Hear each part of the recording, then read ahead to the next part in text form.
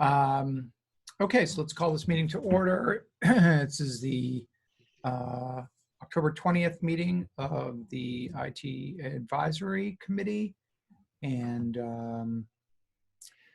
first order of business for us this evening is to take attendance. And Mr. Goldberg, I trust that you have that under control. Have.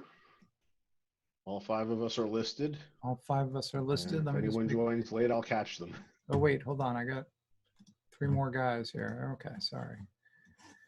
Sorry. Yep. Jonathan, Jim, and Dan. Okay. Hey, everybody. Sorry about that. I lost track of the attendance window here on my desktop. Didn't see you guys waiting. We're just calling the meeting to order right now. We have everybody except Phil. Okay, great. I know he's had a lot of stuff going on with the Community Path Committee. Okay, great. So we got attendance. Let's just move to the next item of business, which is the minutes from our last meeting. And I think I've got those and I can share as well. Okay.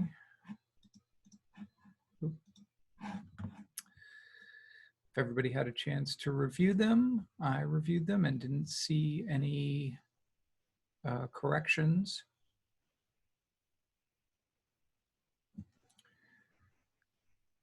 Yeah, just as a reminder, after Dave had sent them out after the last meeting, I did send a correction. Dave made that change, and it's reflected in the, or should be reflected in the most recent minutes, Yeah, which he sent out. As long as he's October showing 7th. the most recent one.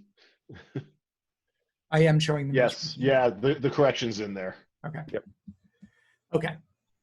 Does anybody have any changes to these? What does the motion passed by acclamation mean? I know. Everybody said, isn't that the right? I think so. Yeah. Or did I use the wrong term? I thought acclamation was everybody said agree, Yep. agreed. Right. You sure that's spelled right? That I'm checking. There might be an Spelled A. as the process or result of becoming accustomed to a new climate. Yeah, it's an A, not an I. I will fix that right now. Thank you for catching that.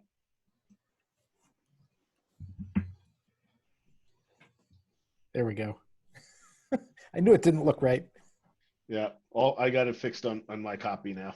Great. Any other changes or edits to this? Make a motion to you know, accept. Oops. Well, since we're talking about acclamation, I wonder if technically it does mean unanimous. I don't think so. Should I just change it to unanimously? That's what we want to convey. Yeah. Yeah. According to what I'm looking up online, it's an overwhelming affirmative vote, but it doesn't say unanimous. Well, I think acclamation is used to describe, like in town meeting when they're like all in favor and people are like, and it's just right. Like, there's nobody's objecting to this. We're just going to move forward. That's kind of what. And unanimously sort of implies that you've taken a vote and everybody voted to do it. Well, we did take a vote, so I'll use that. I'll just use that term. I mean, sometimes we are like, yeah, everybody want to adjourn? Yeah, okay, great, okay, we're adjourned. I don't write down the votes to adjourn, so yeah. Okay. It just doesn't seem worth it. Aside from Robert's Rules of Order, are there any other substantive changes to Dave's minutes? I'll make a motion to accept the minutes. Second. I second it. All in favor? Aye. Aye. Now that was an acclamation. Correct. That's by acclamation. With 2 A's. 3 A's. How many A's as you want? Okay, great. And I will stop sharing this. And great. Okay. I never turned my mic on. Great. Hey, there it is. Yeah. The next order of business is public comments. I do not, let me just go into gallery view here, but I don't think that we have any anybody here to make public comments. So unless anybody has something they want to add, we can move on to the next item, which is our remote meeting report to the select board.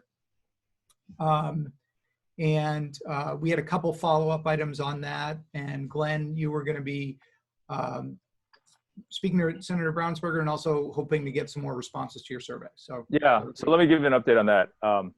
So the good news is, well, good news in both sense. So I did reach out to Senator Brownsberger, and I got basically all but one of the committees to get back to me. So that's 7 out of 8 committees, which I thought was pretty good.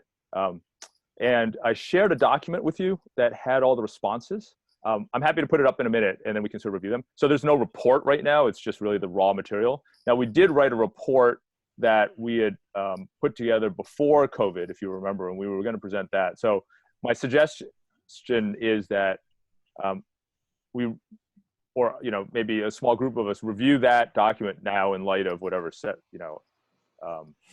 months of remote meetings, as well as the input from these committees, and sort of merge the two and then put something together as a recommendation for the select board. If you guys are open to it, I'm happy to review the comments from the committees in a minute, and I can share a screen and we can just kind of go through the main points. Okay. The other comment I'll make is that I did reach out to Senator Brownsberger. He got back right away and basically said, in short, they're open to it, they recognize the need, and are open to suggestions, right? Which I took as there's no active legislation going on, and that any input we could provide at this time would be valuable for them in thinking about what they would need to do, right? So it seems like if we put together our select board recommendations and then share that with Senator Brownsberger, that could be a helpful move. Make sense? Very interesting. We're lobbyists now. Well, he seemed very open. He also CC'd like someone on his team who's like, more into like the legal matters that he probably has to grapple with. So, I think that's great. I Yeah. think that's great. And my comment was that, yes, we've done this survey. We're putting together some recommendations. We would be happy to share that with him once we have put that more formally together. Okay. And I reached out to Rep. Rogers after our last meeting as well on this. And I posed 3 questions to him. One is, what are your views on remote meetings as we've seen them implemented in the last 6 months, pro, con, reservations? Are there any discussions on Beacon Hill about updating or modernizing OML? And I was interested in his thoughts on the current OML prohibitions on the use of collaboration tools like Google Docs, and the current interpretation of OML that basically requires committees to work collaboratively only in session, which I find draconian and counterproductive, literally. But he said, so he responded to me right away pretty much and said, quote, I generally think remote meeting has been a success. Certainly there have been hiccups and frustrations, but given the public health emergency, I think it's proved to be reasonably effective. And what is the alternative? Up until there's a safe, effective, widely available vaccine, we must all live within the constraints, as challenging as they may be. As to your more specific questions, I do not believe that there's been much discussion about amending the OML. That's largely because this is also new, but I'm happy to take these issues to the chairs of the relevant committees and test the waters. Ultimately, legislation can be filed to address the issues you raised. So let's start with me having some conversations with colleagues, and then we can go from there. So I did reach out to him and see if he might be interested in talking to us at this meeting. He had a time conflict, but I thought that he might be able to attend our next meeting and maybe invite Senator Brownsberger as well, and kind of have a conversation with them about what next steps might be in terms of trying to move some of these recommendations, I mean, our recommendations are really about living within OML as it is currently written once the emergency order expires. So this is what we would be talking to them would really be about modernizing OML. Right. Yeah, actually, that's a great point, Paul. So the recommendations we had put together before COVID was, or the lockdowns, were expanding our access to remote within the existing OML rules and guidelines, right? And I think what we've learned from some of the surveys and our own experience is that we would recommend some expansion of the OML laws, and that's again where the Rep. Rogers and Senator Brownsberger could be helpful, right? So I think it's sort of two aspects of what we're looking at. We need to be kind of clear about that. Yeah. And obviously the two are interrelated as well. So I think it just makes sense to coordinate those efforts. Okay. I think this is a long campaign here because even though right now we're thinking about it all the time because we have to do everything this way. But at least the few people I happen to know who are in local government are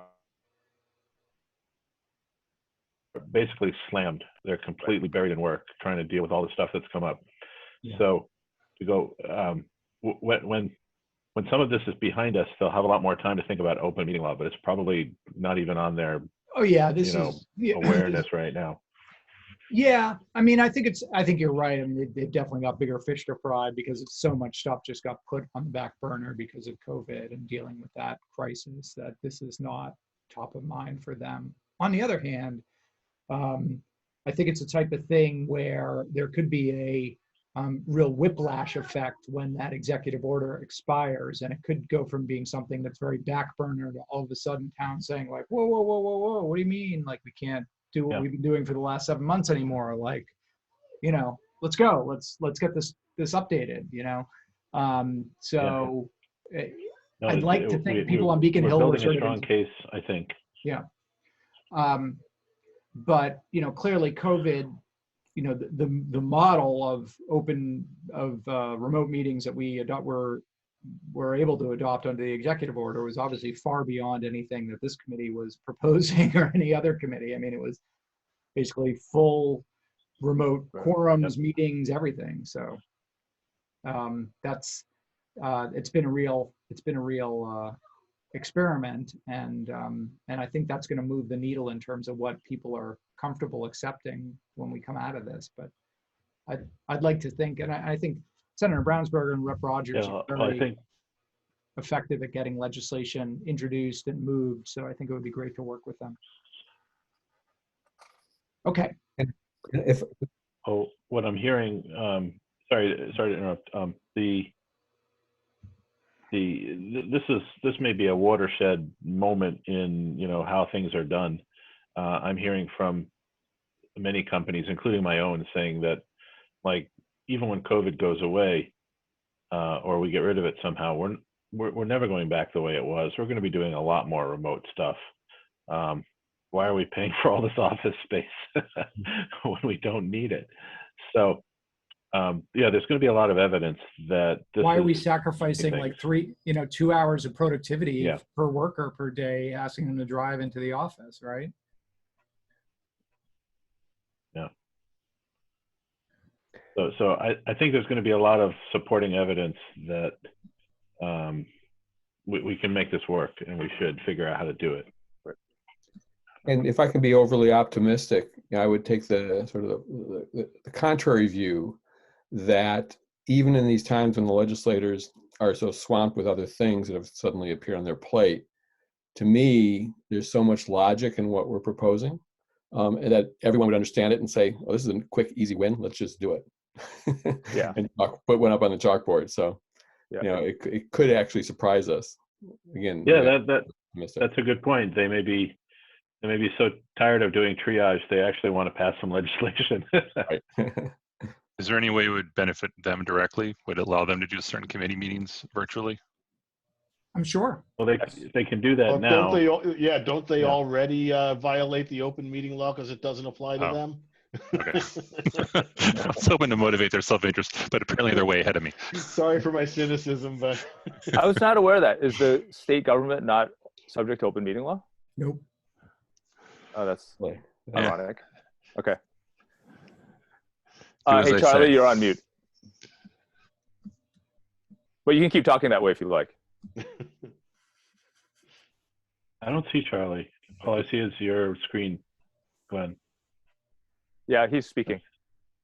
Or he was. Charlie, did you have some comments? Yeah, I did actually. I'm sorry I was muted. I think getting the remote report to the selectmen as soon as possible is a very good idea.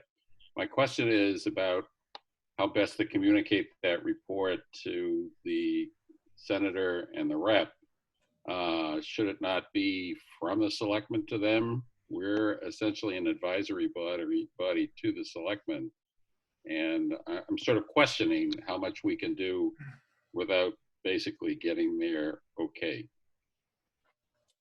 Well, remember, Charlie, Well- we are appointed by the selectmen, but also by the school committee and by the board of library trustees. So we are not a board. We're not a selectmen's committee. We're a town committee. Ooh, Yeah. Well, I'm not so sure about that, Paul. Well, I well, mean, are yeah. I mean, I don't think that there's Are we any going to requirement that- Brownsburg or I mean, what as- we create sorry, is go a ahead, public Paul. document. So, I don't think the selectmen, I think somebody should check on that. I mean, have we ever done this before? I mean, have we ever sent a document that we prepared that would essentially? honestly, Charlie, like I was kind of figuring after we submitted it to the selectmen, we would post it on the town's website. I mean, like, I don't think that Yeah, there's this one's got no- nothing there's no proprietary sensitivity in to this this one. document or sensitive Um, any more than the 21st century government report that we wrote. I mean, it's of the same caliber.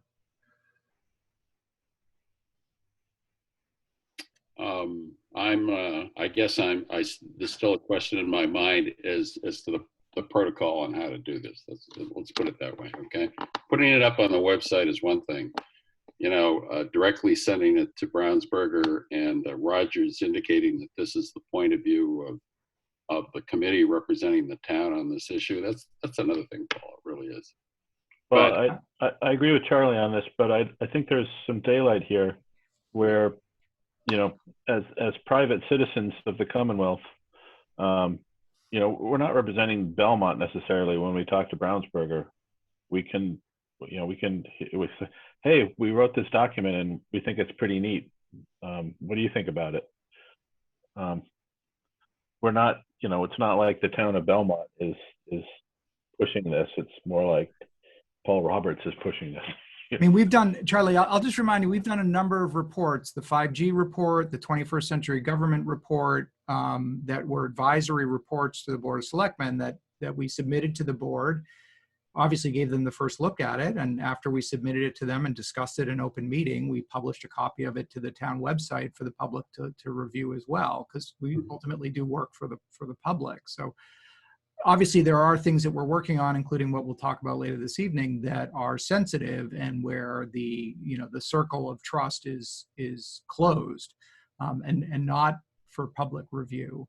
But I do not really consider this to be of that type of sensitivity. I put it more in line with the 5G report or the 21st century government's report. It's just an advisory report. So, just like the Community Path releases its work as reports that the public can look and pore over and digest themselves. It's not something we're writing exclusively for the three men on the board of on the select board.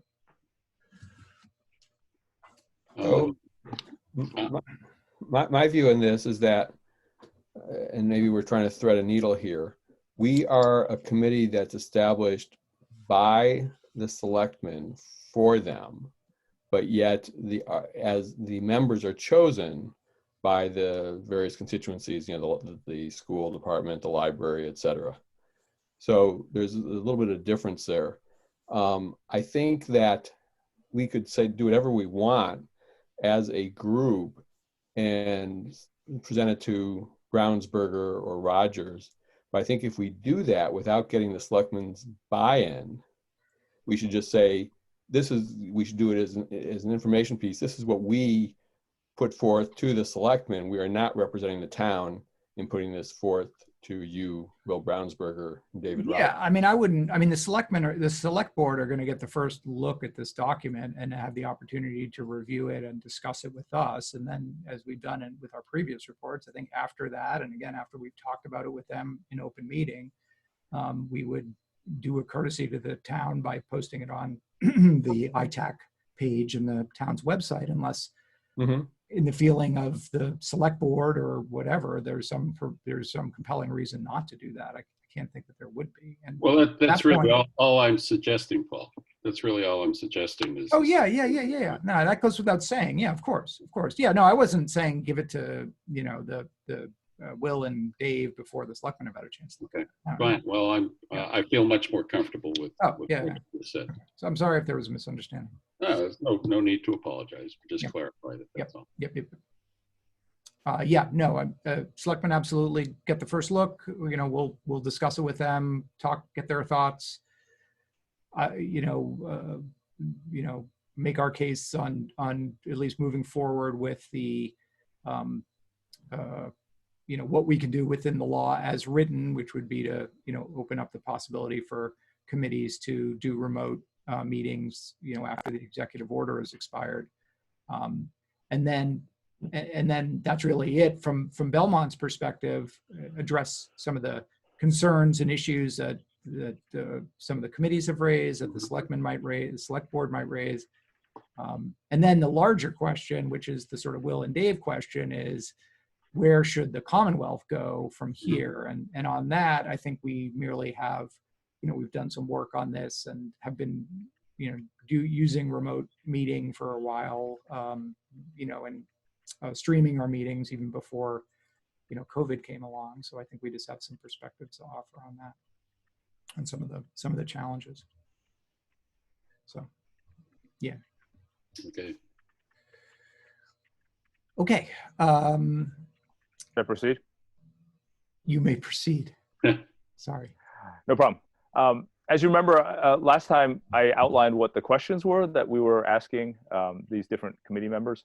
And this was all just done via email, which was relatively easy. Folks were pretty good about responding. As you can see, there were 8 committees that we reached out to. Here are the names of the people that I contacted. The only one who did not respond was Kevin Dorn of the Vision 21 Implementation Committee. So that's why it's highlighted in orange. You know, for a final report, I'd suggest we just strike it down and say, look, we reached out to 7 and we got 7 responses. They're basically, the questions are outlined in this doc, and then the responses from each person are basically cut and paste, right? So the first one was just, you know, if we went back to normal, would you like the option of remote meeting participation similar to what we have today? I think generally speaking, the answers were positive, right? You know, I'm not going to read them out to you. You know, you can see Steve Pinkerton was certainly in preference of in-person meetings, as was Ann Mahoney, right? And so you can. Glenn, I'm sorry, I can't see the document on your screen. Maybe it's just my computer. I don't know. Oh, has the sharing? No, stopped? I don't It's frozen see for it me. either. Yeah, I just see the share. yeah. It's not scrolling. Okay. I see the top, but I don't see anything else. It hasn't changed since we Yeah, started. I'm in the same boat. Yes. Okay. There we go. There we go. Good Huh. enough. It was interesting. I moved it. I've got 2 monitors, and I moved it to the other monitor, and it changed its focus. Okay.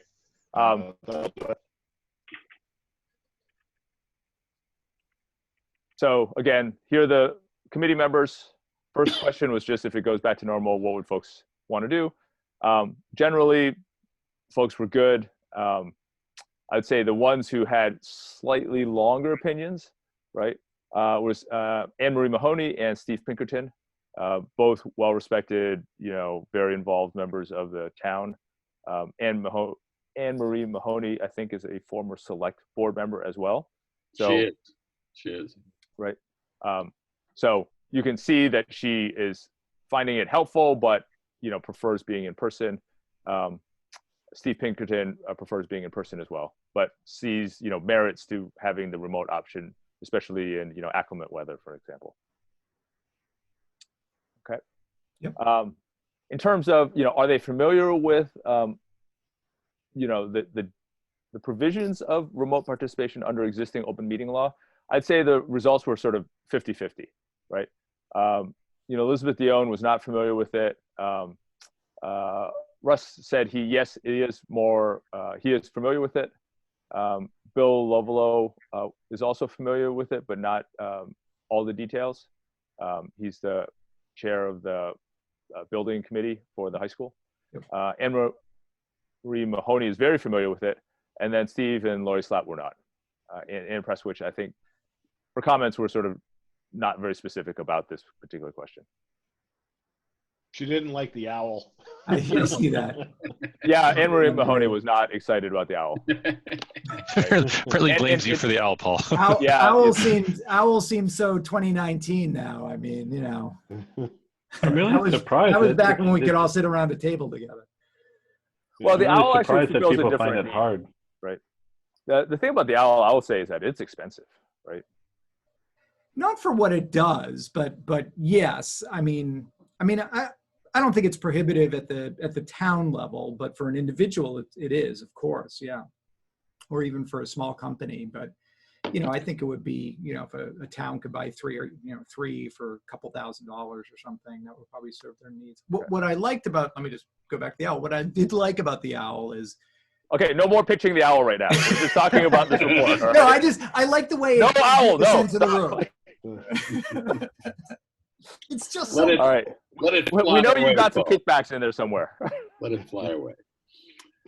All right. On the Ann was the technical one who side, smack talked the owl, not me. on the technical side, and this actually came as a surprise because, again, I know, Paul, you've been setting up all of our Zoom meetings and have been doing that even before we went into lockdown. But it seems like unanimously folks were getting official sort of town or Belmont media support for their remote meetings.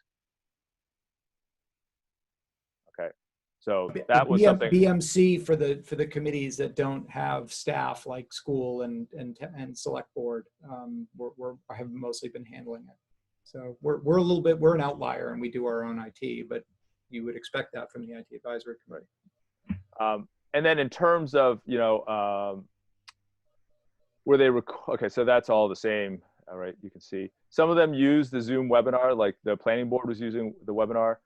Others were using the standard Zoom, and you know there was sort of mixed feelings on that, right? Like for example, Anne Marie Mahoney did not like the webinar because it limits sort of access by the public and it limits the amount of interaction that the committee members can have with the public, right?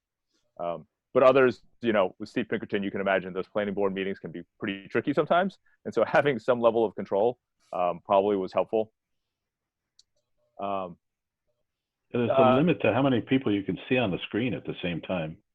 I mean, Yeah. even if it's not a webinar, Zoom only lets me do 49 people and that's even, they're tiny ants at that scale. Yeah. But you can page through, right, those 49. So you can technically see up, like I've done company meetings of up to about 500 people, and we'll have 10 pages of, you know, 49 people per.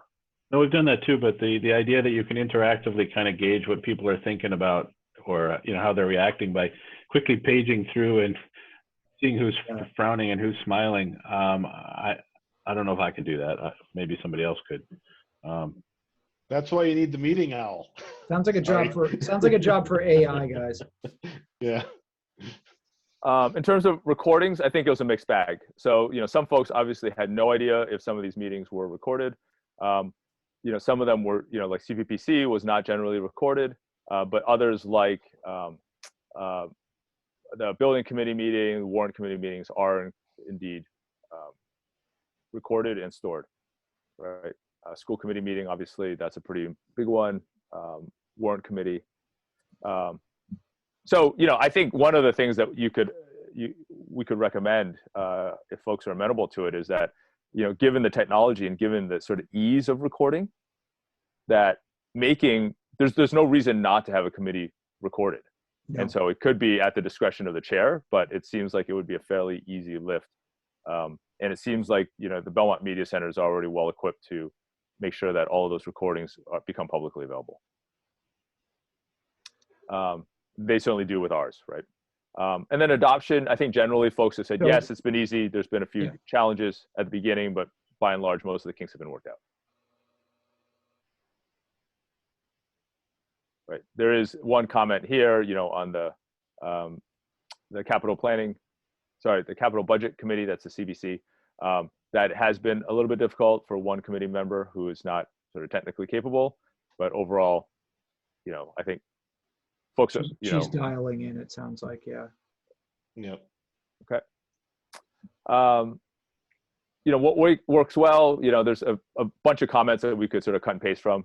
One is just, the efficiency, obviously at the loss, if you will, of the social aspects of committee work, right? The before and after of meetings and interpersonal relationships.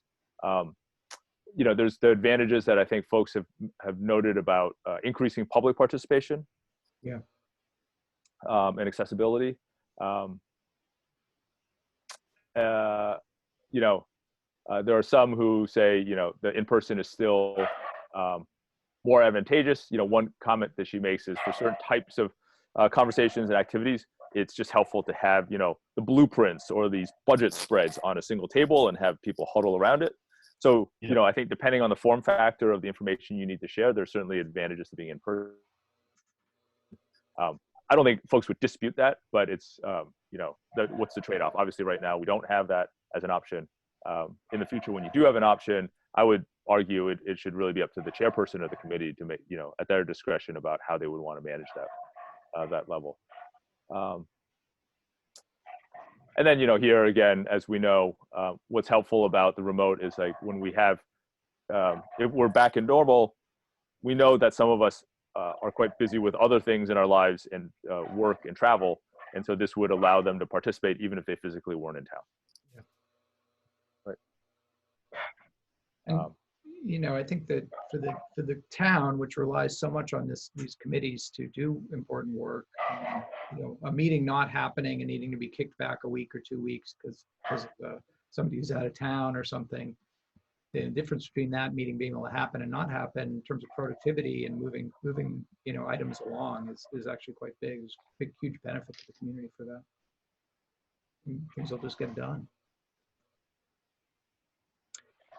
One interesting, I think the video, I think the recordings is actually I think that the devil is really in the details on that. And I do think that we might want to, well, I don't think we necessarily need to make a specific recommendation. We should probably at least discuss that there are kind of rocky shoals out there that we should contend with as a community in whatever plan that we adopt. Specifically, do we want to mandate recordings and make sure that every public meeting has a recording that is saved and archived and accessible, which would make sense to me that we might want to mandate that.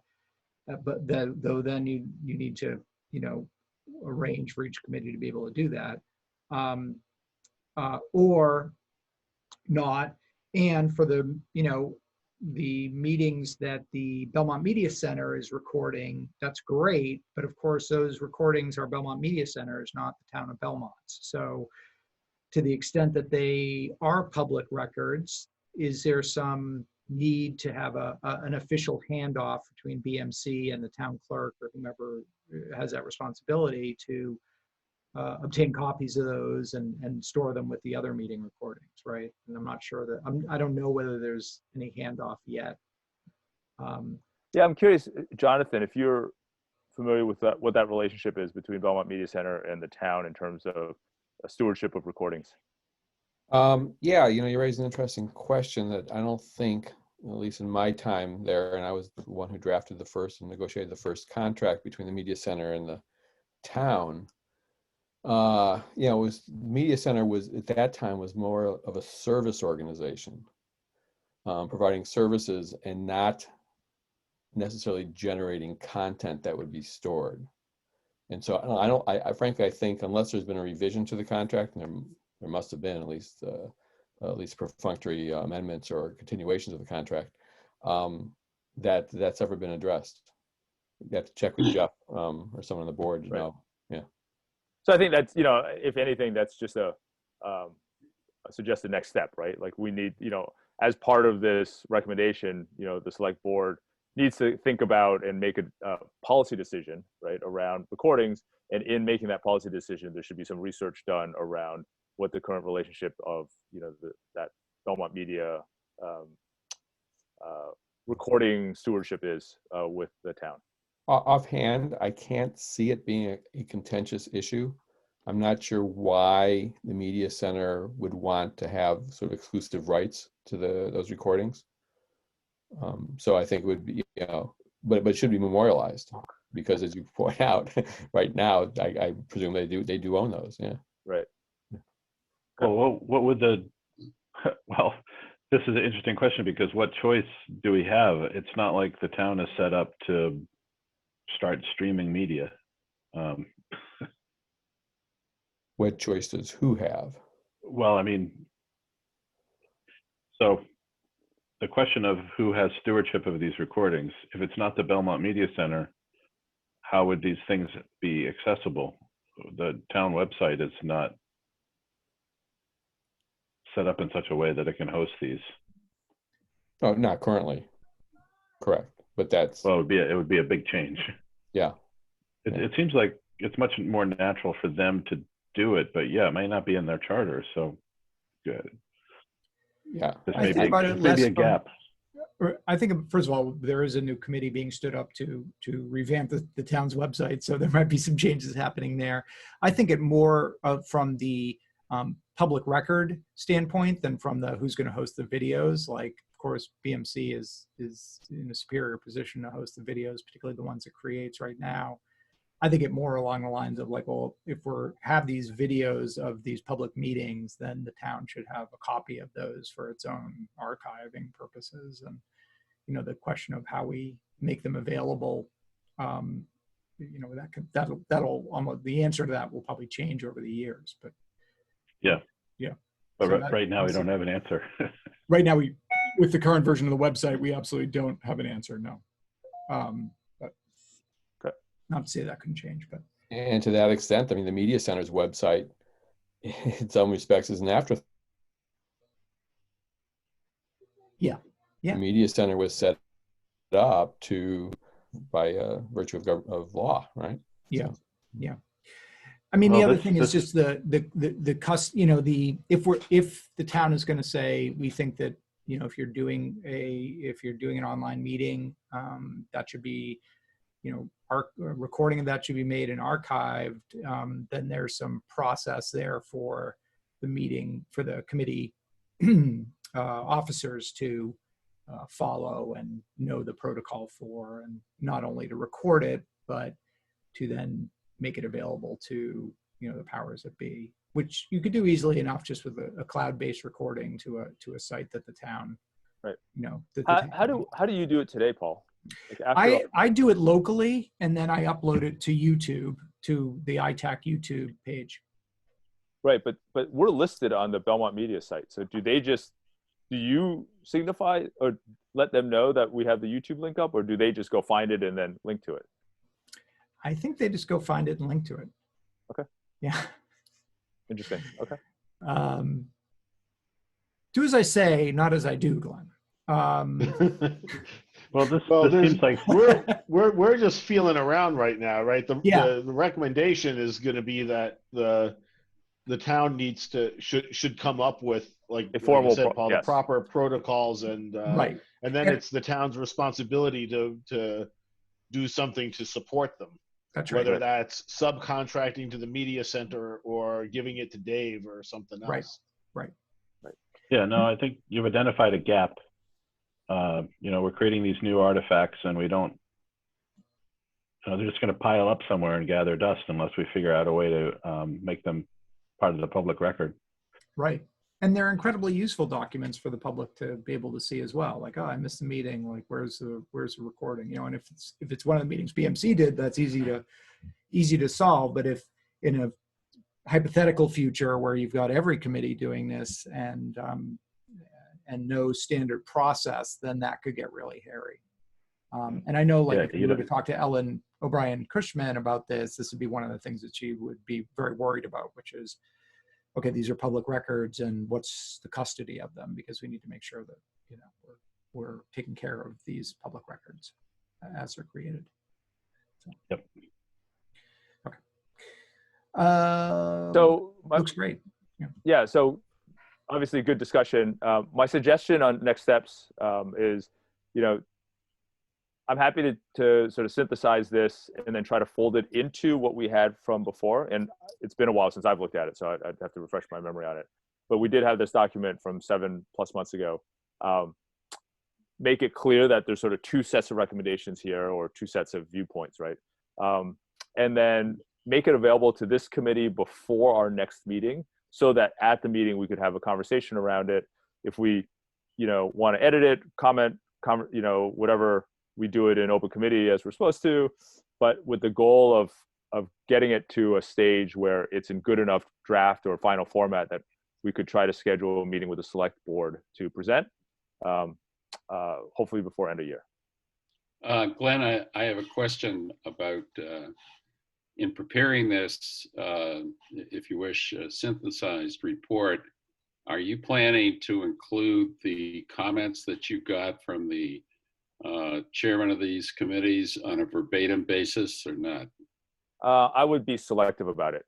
So I'd recommend that you be selective about it, yeah. Because I've been looking at Anne Marie Mahoney's comments, and let me put it bluntly, I don't want her to be embarrassed in any way because she may have thought that these comments were for your eyes only. She's just done too much for the town in many ways to put her in that position.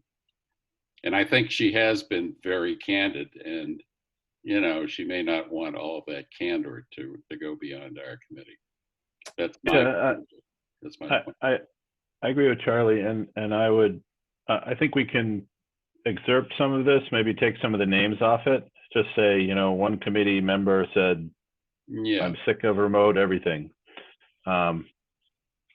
without putting identifiable things on here. Yeah, I'm sort of with Dan on that. If you want candor, you may not want to have attribution, okay? If you know what I mean. I do. Okay.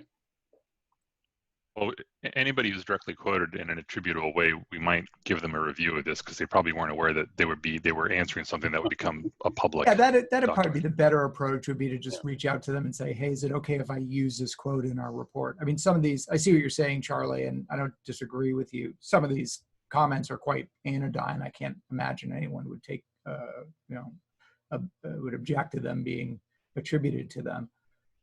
But in other cases, Anne Marie was pretty candid, and yeah, you might want to sort of swing the quote by her if you want to attribute it to her. I mean, Anne Marie's name and obviously carries a lot of weight with the select board as well. So, any comments she had, I think would register with them. So we want to try and use them if we can. Yeah, Glenn, I would totally agree. I mean, Anne Marie not only served on the Board of Selectmen, she was chairman of the school committee, and now she's chairman of the capital budget committee. So and attributing certain points of view to her will have a lot of influence with the board. So if you want to do it, Glenn, I think, just a courtesy to say. But, I mean, Lori Slapp saying, oh, the advantage is ease of access, and when people aren't physically present in Belmont, I don't think we need to clear that quote with her, but we want to say, is it okay if we reference you by name in this report, and here's what we would quote you as saying. Okay. I'd argue no matter how fine they are with their quote or happy they would be to have it included, I think nobody wants to be surprised by a comment they make showing up in a public document without being checked with first. I agree. And it also gives them a chance to say, no, you misunderstood what I said. In context, it meant something else, and give them a chance. Glenn, did you clearly identify yourself as a reporter when you began these conversations? I clearly identified myself. I clearly identify myself as the vice chair of the ITAC committee. But not ITAC News, right? And obviously, remember, this document is being shared on a recording that you're going to be putting on YouTube. Okay. That's Glenn, if you need me to verify quotes or whatever, that's it's a lot of rigmarole, but I do that as a part of my job anyway. So I'm happy to help you with that job. No problem. They were very gracious in responding. I would make sure that I'll make sure that we do not abuse the privilege. Yeah. Thank you. But I do think when we can, let's use attributed quotes, because I do think that, the select board would look at that, or school committee or whoever is reading it and say, oh, okay, great. They talk to VIPs. Great. Any other questions on the remote? So let's see. You're gonna fold in the survey with the existing document, and just let me know whenever you're doing that. I'm happy to help you with that process. And then, yeah, the goal is that we would have something to share with this committee, say a week before our next meeting, so that folks would have a chance to do a pre-read and then have a more open conversation during our meeting, so that we can ideally arrive at something that we feel comfortable presenting in some sort of edited format to the select board. Yeah, plan on reviewing it, maybe making some approval contingent on some small edits, and be done with it next meeting, and move it off our docket. That's right. Okay, great. Thanks, Glenn, so much for all your work on that. I really appreciate it. Sure. Are there any other issues, feats of strength, airing of grievances that we should undertake before we move to executive session? No? I just wanted to say that was a pretty amazing amount of work you put in there, Glenn. That was a really impressive document. Yeah, thank you. Yeah, I agree. John. Okay, so the last item then is just to schedule our meeting for next month. I have one question. Sure, Dan. Yeah, I have a question about that. Thing that has representatives from the town as well as members of the ITAC. Do we have a date for that? Or a month for that? This was, sorry, you broke up a little bit, Dan. Dan, what were you asking about? Oh, sorry. I'm wondering when the next meeting of the full group is planned. So when we have all the members from the town, or at least some of the members from the town. That's a good question.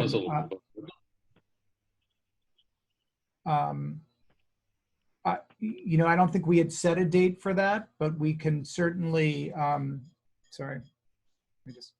don't think we had set a date for that, but we could certainly do it for either the November or December meeting. I think it would probably be good to do it before the end of the year. I think our kind of goal was to do that twice a year and have all members in. I know we have done it one other time this year. So I'm happy doing it next meeting or in the December meeting, whichever is better for you, for the rest of you. Yeah, I don't remember the last time we did it. It seems like it's been a while, and I'm very interested to hear, whether there's any new issues that the town departments are dealing with right now that haven't been brought to our attention in some other way. Yes, I agree. And in fact, I know there was the issue on the, was it BMLD that just put out, was it an RFP? Is that right? But Jim, you would. Yeah, that's right. Yeah. Yeah. And, we had previously talked about, making sure that those were vetted before they went out. It was an RFP for managed services for IT within the light department. Yeah. Okay. Well, what I'll do is I will reach out to Dave, Steve, Robin, Jim, and Ellen, and make sure that they attend our next meeting, and we'll do the full meeting in November.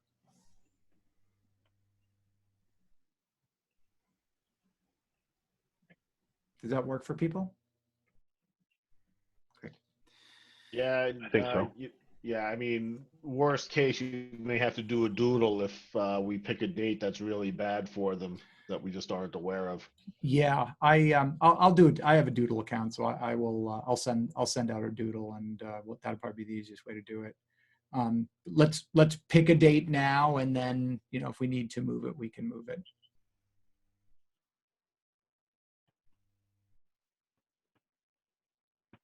Does that work for people? Works for me. Okay. Yeah, I think timing wise, it works well too, because you figure December end of year, there's going to be a lot of sort of end of year stuff and the holidays coming up. November, at least there's some time to do something to react. Also, timing wise, it makes sense from, it's a few months into the school year. So stuff, that's been percolating through the school system. we'll have a chance to at least hear about or get some input from Steve on. There's also our ransomware report, which I know we're about to talk about, but that may be in a more final form that we could also address at some level. Review with all of them, yeah. And then we'll also have this remote meeting document that we should also have a closer final format, and it would be great to share, since, if you remember, we had reached out to Dave Petto for some input on this as well, and I think he might find some of our content interesting. Dave is actually also the only person among all of you who I shared this document with who asked for access to the document a few days ago, in terms of the comments I shared with you on the screen. Okay. So just reaffirming that I think having them invited to participate in the November meeting would be a good timing. That sounds great. Okay. For the next meeting, it's November, so obviously we don't want to do the week of the 23rd. So that would put us either the week of the 16th or the week of the 9th, which would be a pretty quick turnaround. So why don't we just say that, are people available the week of the 16th? I think so. Or we could do Monday the 30th after the holiday. It works for me. Either is good for me. Which one is? Either, both. Okay. Do we want to try and do a Tuesday well, let me just see, hold on. Yeah. I mean, we could do Tuesday the 17th, we could do Wednesday the 18th, Thursday. Do you want to do like a Thursday the 19th? Good on Wednesday or Thursday, but not on Tuesday. I prefer Wednesday. Okay, Wednesday the 18th. Everybody good with that? That's fine, but it's contingent on what we may find from the others, right? This may move if I'm going to send a doodle out to the non-voting members, and right. Obviously this will be, I'll let them know that this is the time we picked, and but if there are conflicts, then we may need to move it. Okay. Any town meetings or anything like that we need to? No. Nope. It's all done. So we tentatively picked Thursday. Let's make sure I heard that right. No, Wednesday the 18th. Wednesday. Yeah. Okay, the 18th. Yep. Okay. And I will.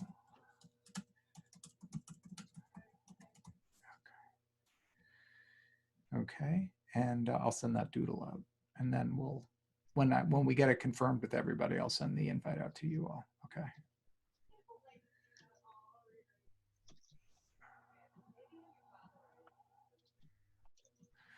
Okay.